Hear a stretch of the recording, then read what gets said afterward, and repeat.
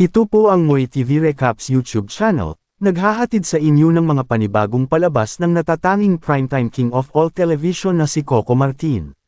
Huwag kalimutang mag-like, share and subscribe sa ating channel para updated kayo sa ating pinapalabas bawat araw. Umiinit ang sagupaan sa pagitan ng kampo ng Montenegro at Guerrero. Lumaban si Tanggol ng harapan kay Miguelito, hindi umatras, kahit sa gitna ng putukan. Pinamalas niya ang kanyang tapang at determinasyong ipaglaban ang pamilya at prinsipyo. Habang nakikipagbarilan si Tanggol, dumating si David sa eksena. Agad siyang tinutukan ni Tanggol ng baril sa pag-aakalang isa na naman itong pagtataksil. Ngunit tumutok din si David, hindi para umatake kundi para ipagtanggol si Tanggol. Nang marinig ni Tanggol, nakakampi siya, halatang nabigla ito. Hindi niya inaasahan ang pagkampi ng kapatid. Tanggol. Dumating si Miguelito at inabutang magkasama sina Tanggol at David. Agad nagbantay si David sa tabi ni Tanggol. Magkasabay nilang hinarap ang panganib. Kitang-kita ang dedikasyon ni David na itama ang pagkakamali at ipaglaban ang kapatid. Matapos umatras si Miguelito, tumakbo ito patungong warehouse. Hindi siya pinakawalan ni Tanggol at David. Bago pa sila dumating, inutusan na ni Miguelito ang kanyang mga tauhan na salubungin sila ng dahas. Pagpasok sa warehouse, sinalubong agad sila ng mga tauhan ni Miguelito. Sa gitna ng putukan, napatumba si Tanggol, ngunit hindi nagtagal at nakabangon din siya matapos talunin ang ilan. Dumating si David, Kuya. Nagbabala si Tanggol kay David na siya na lang ang aakyat, ayaw niyang madamay ang kapatid. Pero tumanggi si David, hindi raw siya aalis. Sa gitna ng barilan, nagkahiwalay ang dalawa.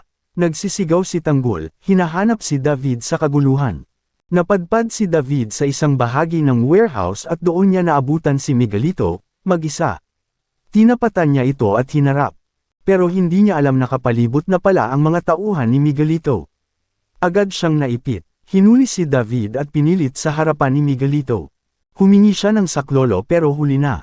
Lumapit si Miguelito, malamig ang galaw. Isang saksak ang itinuloy nito, walang pag-aalinlangan. Bumagsak si David. Hindi na nakabangon. Ilang saglit ang lumipas, narating ni Tanggol ang lugar. Natagpuan niya ang katawan ni David, wala ng buhay. Napaluhod siya, niyakap ang kapatid, at sumigaw, hindi dahil sa galit, kundi sa matinding panghihinayang. Sa wakas, bumawi si David. Ngunit ang kapalit, ay ang kanyang buhay. Sa huli, pinatunayan ng mga pangyayari na ang dugo at ugnayan ng pamilya ay hindi kailanman tuluyang nawawala, gaano man ito kalalim ang sugat ng nakaraan. Sa kabila ng lahat ng pagkakamali at pagkakanulo, pinili ni David na ipaglaban si Tanggol sa kanyang huling pagkakataon, isang hakbang ng pagsisisi at pagtubos na nagbuwis ng buhay. Ang pagkamatay ni David ay naging mabigat sa halip na galit, ang namayani sa kanya ay panghihinayang at sakit. Isang paalala na sa digmaan, walang panalong buo.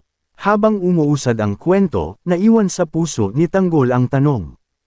Sapat na ba ang pagkakabawi ng isang taong minsang lumihis ng landas? Ang laban ay malayo pa sa katapusan.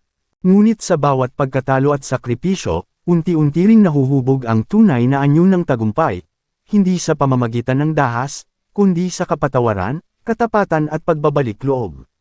Ibahagi ang inyong saloobin sa comment section. Huwag kalimotang mag-subscribe at i-click ang notification bell para hindi ninyo mamiss ang susunod na kabanata ng Batang Quiapo. Maraming salamat sa panunod at magkita-kita ulit tayo sa susunod na kwento.